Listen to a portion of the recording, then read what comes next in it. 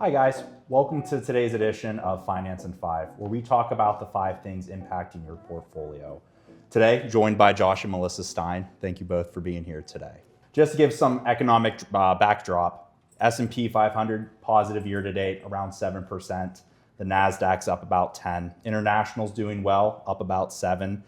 So the U.S. economy is still resilient. The economy outlook remains constructive, supported by continued business investment and resilience in consumer spending. One notable trend that we are monitoring is the emergence of the K-shaped economy. Would you guys like to comment and walk us through what that means and what that is? Sure. So the K-shaped economy is very real right now. We're seeing a lot of growth in wealth and productivity and assets from kind of the higher echelon of investors, workers, employed job markets, and then kind of a harder downward shift for people with less assets, lower income wages, in particular being driven by higher oil prices, higher gas prices, more consistent inflation where things are more expensive. And if wages haven't gone up with that, and maybe they don't have investments that have appreciated in value, the markets are up, but if you're not invested in the markets, who cares? You start to see a bit of a divergence where one segment of the population is feeling really, really good about things. The other segment of the population is struggling a little bit more, and you start to see a little wider of a divergence there. And I think most people would agree that that's very much a reality today. Yeah, I mean, that's been a trend, as we know, for probably the last 2 decades. That's just kind of the way things have been going. Yeah. And people with lower incomes have more price sensitivity. And I just put more gas, I put gas in our truck the other day, and it was a good 30% more than it normally is. And that people can be pretty sensitive to that. Absolutely. So today, the top 20% of income earners are driving 60% of consumer spending. And if we dive further down, the top 10% alone are driving 50% of consumer spending. So what does that all mean? Well, I think in general, obviously we want to keep an eye on this, but even though things look good and the economy is resilient and we have a lot of strong numbers coming out, I think we also need to recognize that there may be some, more risky undercurrents. And one of them being that, I think when the larger population is maybe more susceptible to less spending, less GDP growth, that it could negatively impact things. So things might be looking pretty good on the surface, but maybe there's a little bit of an undercurrent of, they're not as strong as we think they are. So it's just something to keep an eye on. It is, absolutely. Consumer spending rate or consumer saving rates have actually come down a little bit as well. The general thought process is with energy being higher right now, that's potentially temporary, but certainly something to look out for. Like I said, overall the economy is resilient, but there might be some things, a little bit of chinks in the armor, and that could be one of them. So in general, I know the outlook on the economy is positive, and I think, recession risk is estimated to be pretty low right now. I think we're talking about 20%, somewhere around there. But, there could be some little bit of underlying weakness, and some of the things that we're talking about that might indicate that would be the decline in the personal savings rate. If people are feeling a dent in their pocket from elevated prices and uptick in inflation, even if it's just temporary, decline in spending could be a decline in GDP. So those are all things that, even though the economy is resilient, that we are keeping an eye on. Yeah, and this would, we can just kind of dovetail and talk about, obviously with the new Fed chairman and interest rates, possibility of if rate hikes are on the way. So I know been seeing some content about that. Would you care to comment about the Fed and interest rates? Yeah, if you've been watching our videos over the last several years, I feel like one of the topics we're always talking about is the Fed and interest rates. And now we're kind of back to a bit more of a unique situation where we had mostly all expected the Fed to continue to drop rates. And then we kind of said, well, maybe we'll just keep rates the same. Now all of a sudden there's discussion of, well, we actually see a rate increase. The most recent jobs report that just came out, jobs beat expectations, 172,000 new jobs. And for many people thinking that could be kind of the leading indicator that the Fed needs to raise interest rates. And that's why we've seen some pretty big swings in the market over the last couple of days. Yeah. Interestingly enough, historically, jobs in particular, positive job reports have not had inflationary impacts. No. But unfortunately, the way that our Fed has worked recently, they tend to take those things into consideration as inflationary. Right. The bigger challenge here is, well, if we already talked about consumer spending rates being down and people already feeling some of that pinch when it comes to spending, raising rates is probably not the best idea. Yeah. The question is the Fed on board to not do that? And these are those kind of tailwinds that Melissa, you were speaking of that we certainly need to keep an eye out for. Is it a major impact if the Fed raises rates, a quarter point to the overall economy? Probably not. But it's not necessarily a step in the right direction for consumer spending, for borrowers, I etc. think it's unlikely, but it's not off the table. I mean, the general thought is that this inflation is probably temporary because of the situation, the geopolitical situation. I mean, there could be other things that change that, but it is something that could rear its ugly head. Maybe we should talk a little bit about why that matters. I mean, what happens when, interest rates go up? I mean, essentially, you're increasing costs for companies as well as consumers getting loans. It can really negatively impact equities overall. But what about bonds? Would that help bonds? Do you think it would drive the price down? Well, that's the big question. Historically, as interest rates go up, the value of the bonds that you own go down. But the question becomes, has a lot of this been priced in? What we saw back in 2022 when we had one of the worst years in bonds in modern economics, that was primarily due to the Fed raising rates, but not just raising rates, but how quickly and the magnitude of the rate increases.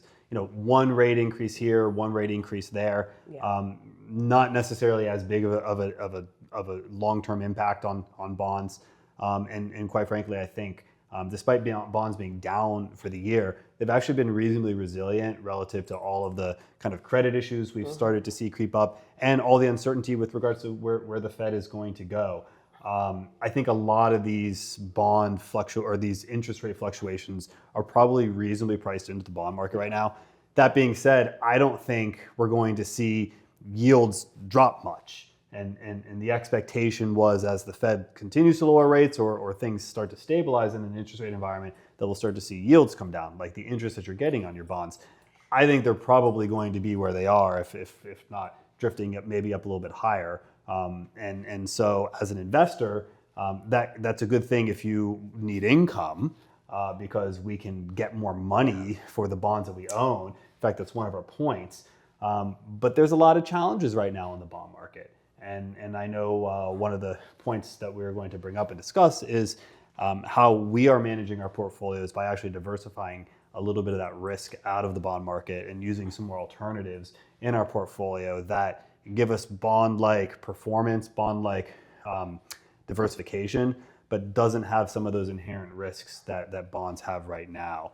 And Stephen, I know maybe in a moment you can talk a little bit more about kind of what some of those adjustments are within our portfolio. So although we like bonds for the yield, and if the Fed continues to raise rates or keeps rates the same, and we see yields maybe even go up a little bit, that's great for bond owners, but there's still other challenges that we're not totally thrilled about, and so we're looking at re-diversifying some of that bond exposure in other asset classes. Moving on, let's talk about AI. So there's been a ton of capital being spent in AI. Companies like Microsoft, Amazon, Oracle, they've all been spending a lot of capital in the past 6 months. They're projecting right now right around $1 trillion annually by 2030 being spent on AI. How do you guys feel about that? I know, again, just you see so much online, thoughts of an AI bubble. You care to comment on that? Well, certainly the question of profitability as far as what are these companies actually going to make with their spending is prudent to be questioned. They're spending unfathomable amounts of money to win the race of adopting and creating new AI technologies. That being said, is this comparative to a .com bubble? No way. There's just not a chance. It's not even comparable. The first thing you have to recognize are these are strong companies. We're talking the biggest, most well-established companies in existence that are used to generating profit, have multiple sources of cash flow, are well funded, and they're spending a lot of earnings. There's some debt issuances and things like that, but they still have capital to back that debt. I mean, it's not like they're coming out of thin air for money. Completely different than like the .com startup. On top of that, you have PE ratios that arguably look reasonably attractive compared to other industries. Everybody's like, well, hey, NVIDIA is so expensive. Well, yeah, it is. Its forward-looking PE's 23 right now. Walmart's is 40. Traditionally a blue chip stock, value type company. So a company like NVIDIA is trading at half the forward-looking earnings as Walmart. And I think this just goes to show that there's so much opportunity in the spend. And hey, maybe they miss, but I don't think that's a bubble. That's like, okay, we missed for a quarter. There's a blip. Yeah, shares will adjust. But overall, I think there's certainly risk in spending, of course. But I don't see any question of a true bubble. I mean, the risk is more likely probably like over investing and that temporarily being a setback for them from a profitability standpoint. But there's no reason to think that the AI won't continue to actually drive the growth that they think is going to be there. I mean, arguments can be made both ways, but I agree it certainly isn't anything comparable to the .com bubble where literally just companies were just overvalued. They had no profit at all and they were just being overvalued because of the potential of what they might be, where these are, as you said, well-established companies that have sound cash flow, business or plans as well as profitability. So I mean the numbers are there to back it. It's startling though when you look at the charts because it very much looks trending like a bubble in some ways. I think 70% of the market cap growth of the S&P is from AI companies. Like that's pretty crazy. But it is broadening out. It's not just the larger companies now that are making those that are where they're seeing profits increase as a result of that. And we've only I think seen the tip of the iceberg here. I mean, as the adoption rate is from what I understand is pretty low from other companies benefiting from the technology as well. So that will continue to be a trickle-down effect. And right. We think that there probably will continue to be tailwinds from that. I mean, we want to manage that conservatively, but I think we also want to make sure we're not missing opportunities for clients. Yeah, absolutely. Even retired clients need some growth, and it's okay to have a piece of the portfolio dedicated to that. Yeah. So I don't think that we are anyone's being imprudent by continuing to invest in those strategies. What about some growth opportunities outside maybe AI, but like obviously AI uses a ton of energy, so like utility companies, stuff like that, grid infrastructure. Do you see any value in owning positions like that for clients? Well, yeah, I mean, we absolutely do. That's why we've added some of those sector positions in almost all of our client portfolios over the last several quarters. I mean, there's going to be a lot of peripheral businesses that benefit from AI as well, and we want to make sure that we're part of that. Yeah, I mean, stocks like Caterpillar are through the roof relative to other industries because in order to have the data centers, you got to build them, and you got to dig, you got to have excavators, you got to have all the heavy equipment, and the trickle down from the AI spend is real, and those companies that are even peripheral are certainly seeing growth opportunities. So as you had mentioned before, there's a very broad kind of movement of this spending that does impact in a positive way other sectors besides just technology. Yeah. But you got to watch out. And at the end of the day, the street's going to want profit, and they're going to want profit at some point. And that's ultimately the question. Can you get the profit with the spend?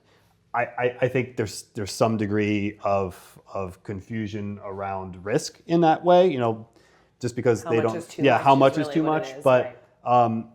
We're talking well-funded, well-established companies that have some wiggle room to miss some expectations and still be perfectly fine. And if they don't, and they hit expectations, good luck. I think we still have a lot of run in the markets at that point. So one of the changes we made was making your portfolios a little more efficient. So obviously all funds have what's called an internal expense ratio. So part of our rebalancing is we're constantly screening that just to make sure that the portfolio is efficient. So we were able to pick up some cost savings for our clients in one of our recent tweaks.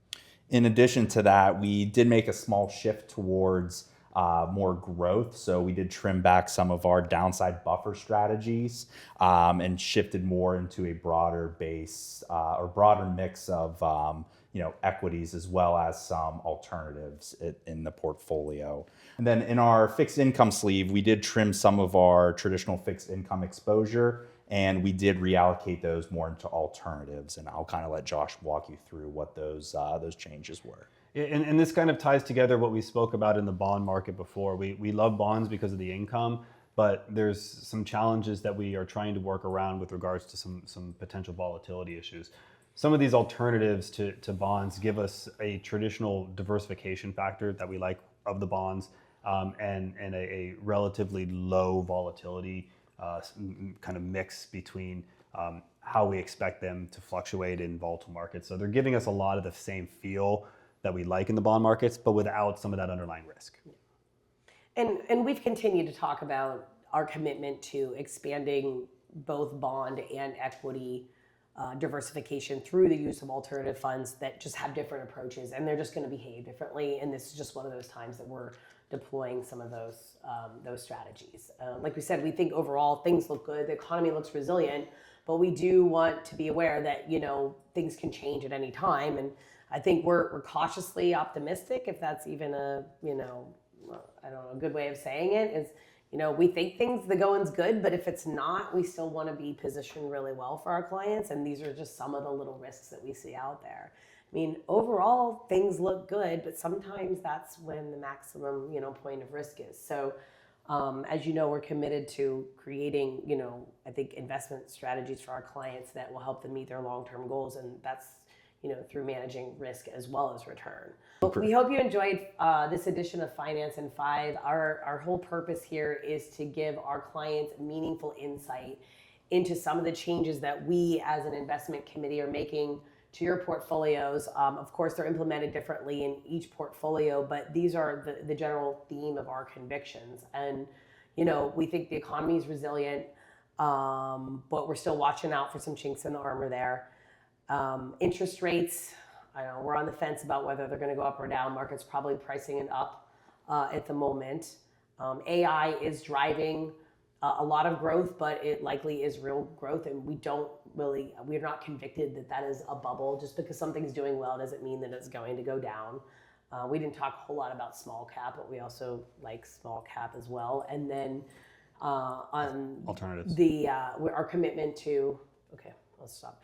And then our commitment to continuing diversification through the use of alternative funds and keeping our portfolios in a growth orientation, but making sure we're dialing back risk in the ways that we can if things kind of turn course. So thank you so much for the time today. Please share with your friends and let us know if you have anything in particular you'd like us to cover. And we're always here to answer your questions or concerns.